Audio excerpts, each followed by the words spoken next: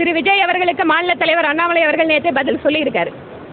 விமான நிலையத்துக்கு சென்னையில் இடம் எங்க இருக்கு சொல்லுங்க. இன்றைக்கு எந்த ஒரு புதிதான வேலை வாய்ப்பை உருவாக்கினாலும் கட்டமைப்பு வசதிகளுக்காக நிலம் தேவைப்படுகிறது.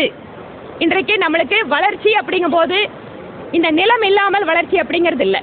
ஆனால் அதே சமயம் விவசாயிகளுடைய நலனை பாதிக்கின்ற வளர்ச்சி அப்படிங்கிறத நாங்கள் எடுத்துக்கிறது இல்லை. ஆனால் ஏதாவது ஒரு இடத்துல விமான நிலையம் தேவைப்படுகிறது. நீங்கள் எங்கள் கோயம்புத்தூரை எடுத்துக்கோங்க. கோயம்புத்தூரோட விமான நிலைய விரிவாக்கத்திற்கு எத்தனை வருஷமா போராடிட்டு இருக்கோம். இன்றைக்கு கேரளாவில் இருக்கக்கூடிய கொச்சி விமான நிலையத்துக்கு கோயம்புத்தூர்ல இருக்கக்கூடிய மக்கள் எல்லாம் அங்கே போய் எடுக்கக்கூடிய அளவுக்கு வந்தாச்சு. அதனால் ஒரு பக்கம் என்ன நினைக்கிறோம், விமான நிலையம் வந்தால் இளைஞர்களுக்கு வேலை வாய்ப்பு, புதிதாக தொழில் நிறுவனங்கள், இதை பேலன்ஸ் பண்ணி நம்ம எப்பவுமே முடிவெடுக்கணும். அதனால் திரு விஜய் அவர்கள் ஏதாவது ஒரு புதிதான விஷயத்தை மக்கள்கிட்ட பரபரப்பை ஏற்படுத்த முடியுமான்னு நினைக்கிறாரான்னு தெரியல.